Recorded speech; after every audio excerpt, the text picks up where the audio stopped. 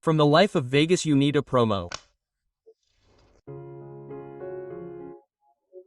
For decades he remained silent, smiling in front of the cameras and singing about love with a voice that seemed unbreakable. But now at 84 years old, Dyango has done something that no one expected. In an interview that has left the world speechless, the eternal romantic of Spanish music dropped a venom that was as elegant as it was devastating. He didn't talk about politics or past loves, or even his health problems. What he did do was even more shocking. He dared to name 6 colleagues in the industry who he claims he could never stand. And he said it without hesitation, with the same calm with which he once whispered to us about Corazon Magico. Social media exploded. Some applauded his frankness, others accused him of belated envy. But they all agreed on one thing. Something must have happened for an icon like Dyango, after an impeccable career, to decide to break his silence in that way. What wounds remained open behind so much success? What envy and betrayal did the golden world of Spanish romantic music hide? And above all, who were those 6 names that made him feel betrayed, displaced, or simply despised?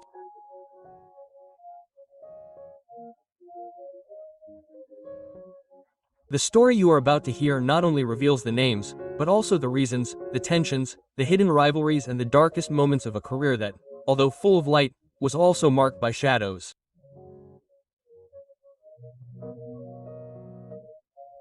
To speak of Dyango is to speak of one of the most iconic, intense, and beloved voices of romantic music in the Spanish language.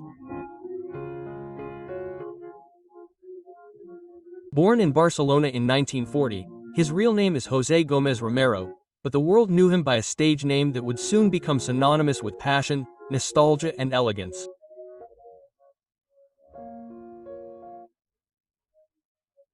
Over the course of more than 6 decades, Dyango built an empire of songs that not only touched hearts but also conquered continents. He was one of the few Spanish artists who achieved a profound connection with Latin American audiences, especially in Argentina, Mexico, and Colombia, where his music is still revered almost as sacred today. But behind the man who sang about love with such intensity, there was also a story of internal struggles, fierce competition, and unhealed wounds. The music industry in Spain in the 70s and 80s was a battlefield disguised as romanticism.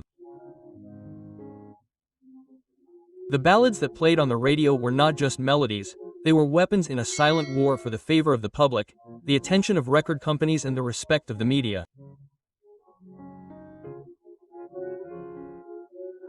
And in that context, Dyango not only shared the stage with legends such as Camilo V, Rafael, Julio Iglesias, or José Luis Perales, but also competed with them directly or indirectly for the same sentimental throne.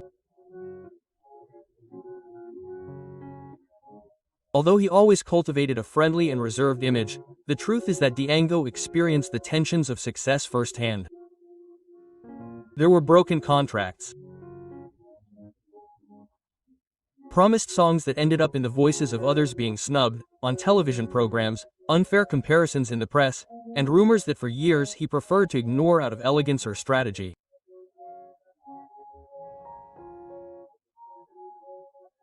But with the passage of time, and especially in the last years of his artistic life, he began to drop some clues about that hidden resentment. He did so in interviews, in informal conversations, and above all in gestures that, for true connoisseurs of his career, said much more than any words.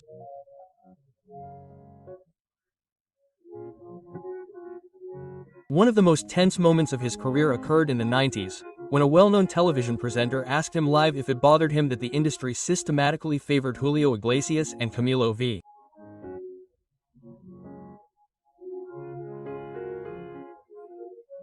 Dyango smiled with a mixture of irony and weariness and replied, "I don't need scandals to fill stadiums."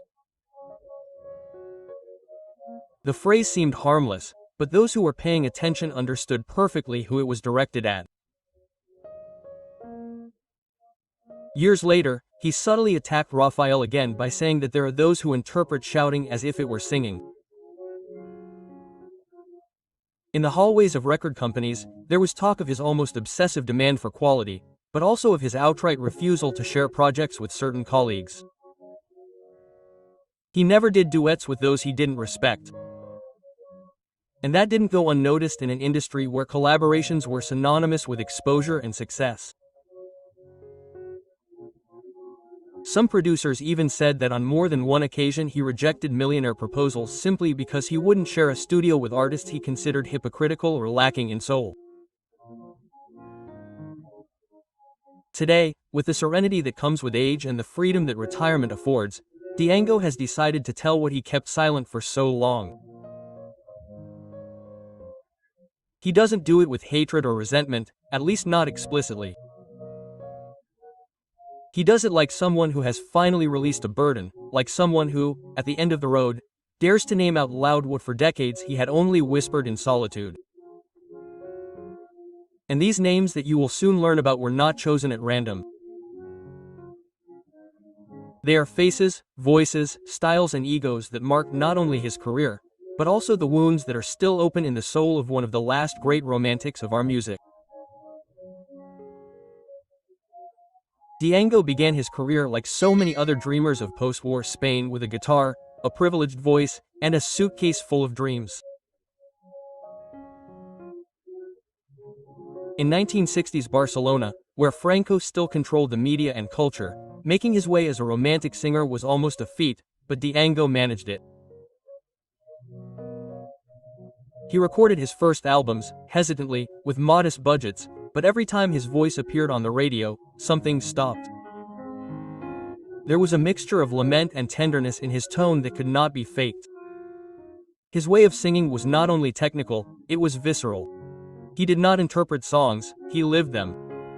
His rise was dizzying. In Latin America, he was adored. In Mexico, he was compared to José José. In Argentina, he was venerated as a modern-day Gardel. Meanwhile, in Spain, the path was more complex, the competition was fierce. Camilo V dominated with his dramatic tenor voice and his almost celestial image. Raphael was already a god on the stage with his overwhelming theatricality. Julio Iglesias, on the other hand, played in an international league full of glamour, romances with famous women, and astronomical figures. Compared to them, Dyango represented something more sober, more intimate, less showy and more emotionally profound. And although many valued him precisely for that, the media and major record companies were not always on his side.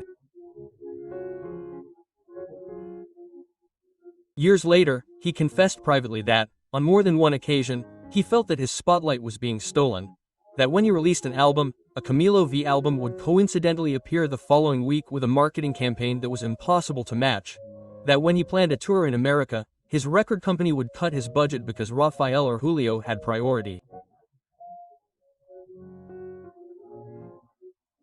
He even went so far as to reveal that some songs that were promised to him by composers such as Manuel Alejandro or Juan Carlos Calderón ended up on the albums of his rivals without any explanation.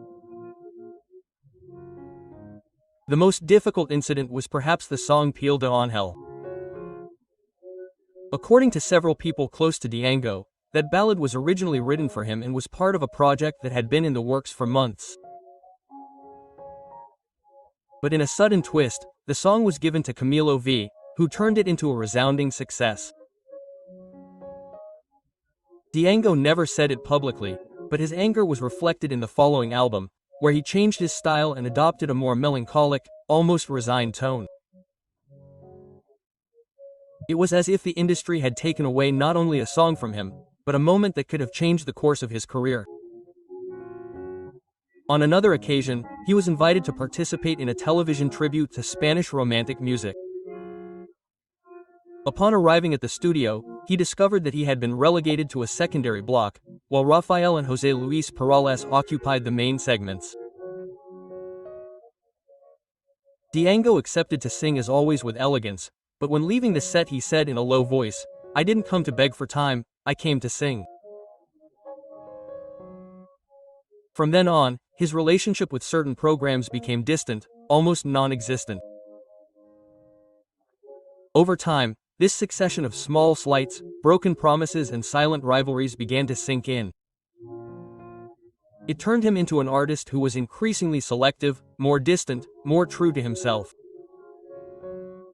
He never abandoned music, but he did renounce certain stages, interviews, and collaborations. He preferred to record at home surrounded by his own people, without filters or pressure. And in that voluntary retirement, he developed a much more raw vision of the industry that had both elevated and wounded him.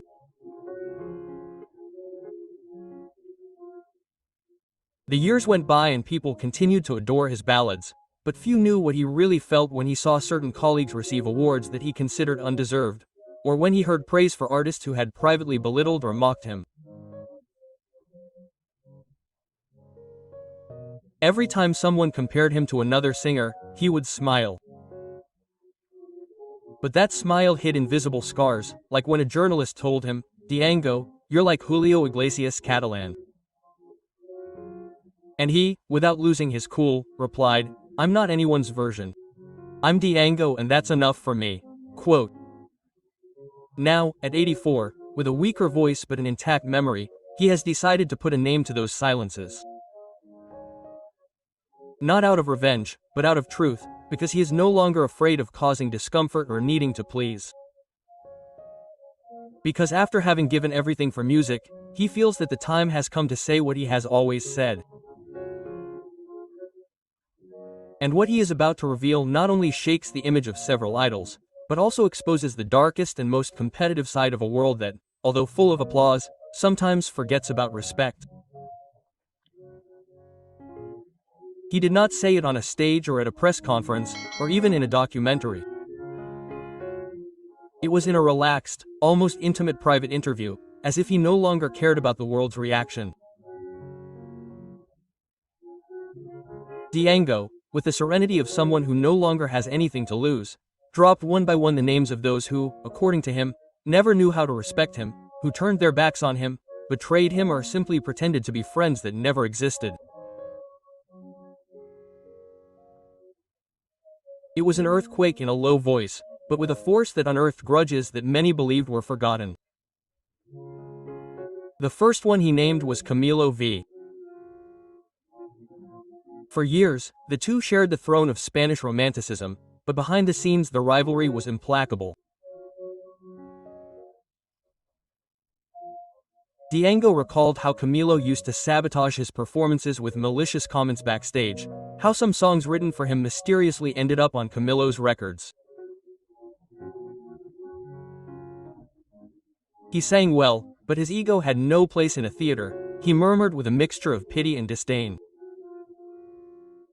And although he always recognized his talent, what he could not forgive him for was the way in which, according to him, he took it upon himself to close doors for him from within the industry. The second name was Raphael. Here the tone was more acid, less restrained. Dyango referred to him as the actor who wanted to be a singer and hinted that he never respected his exaggerated and theatrical style.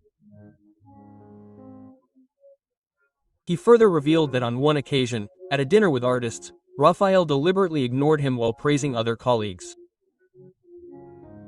He never looked me in the eye, it was as if I did not exist.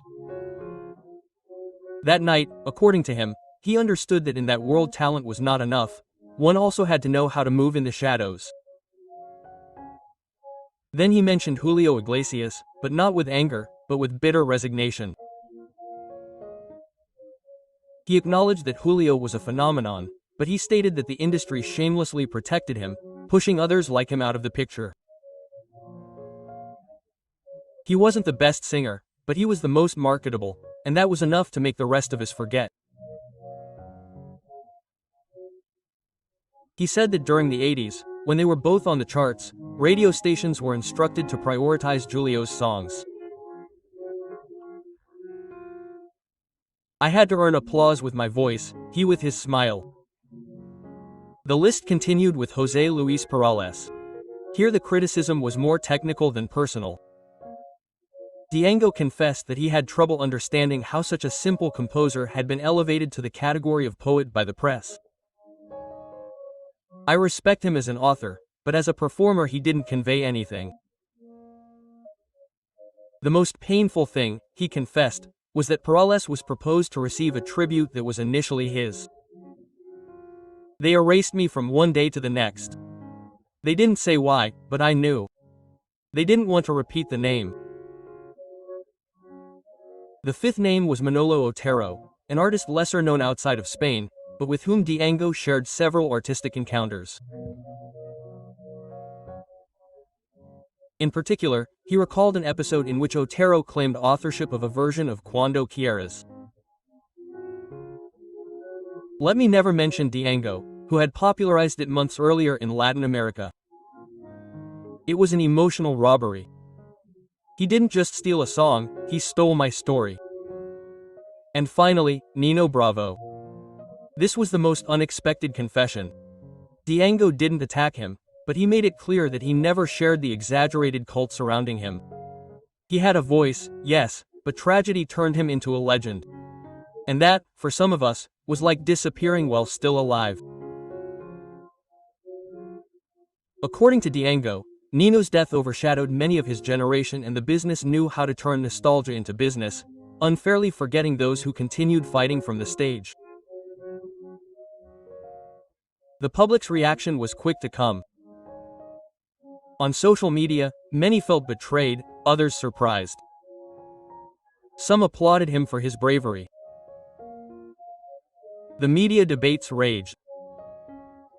Was it an honest confession or a belated act of spite? Dyango broke his silence out of dignity or a need to settle pending scores. Some artists responded with elegance. Perales, in a brief statement, said, "Everyone remembers the story from their own wound." Rafael, true to his style, didn't comment on it, and the fans, as always, were divided between loyalty and suspicion.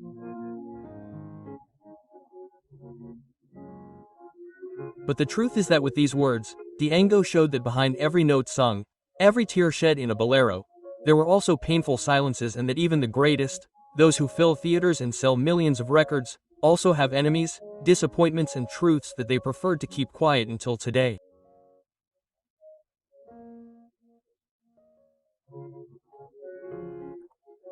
Hearing Dyango speak so clearly after so many years of silence is like opening an old diary where each page holds a confession, a stifled sigh, or a suppressed cry.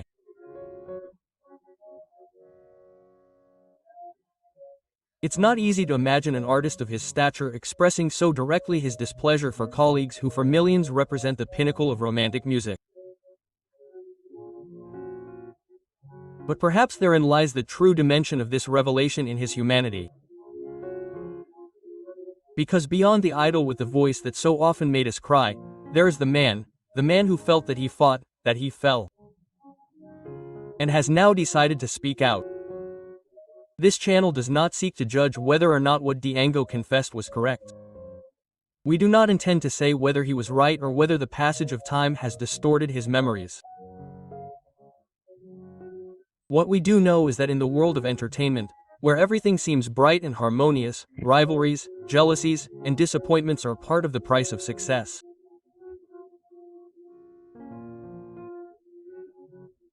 With his words, Dyango not only exposed his wounds, he also illuminated the dark areas of an industry that so often sacrifices the souls of artists in the name of entertainment. And there is something that cannot be denied. His words force us to rethink what we knew or thought we knew about some of the biggest names in Spanish-language music. They invite us to look beyond the cover of an album or a smile on television. To ask ourselves how many other stories like his were trapped backstage, without a microphone, without light, without applause. That is why we also want to know your opinion. Do you think Dyango was brave to say what so many keep quiet? Or do you think he was unfair to speak out when is there no longer any possible reply for some of those named? Which of these revelations surprised you the most? Which name did you agree with and which one did you not?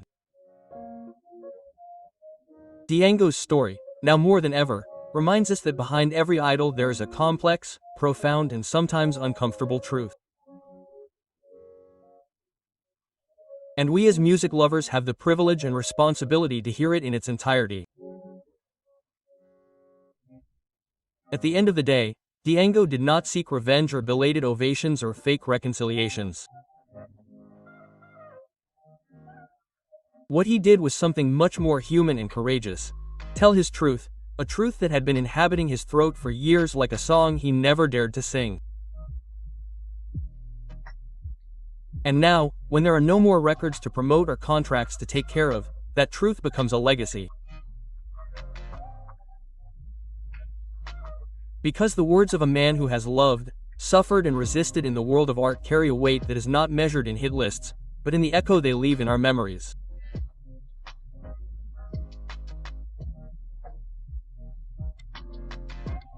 Perhaps that is why his statements hurt, because they reveal that even on the brightest stages there are also shadows, that envy, ego and silence can coexist with the most sublime art, and that sometimes the songs that made us feel most alive were born from a wounded heart, tired of keeping quiet.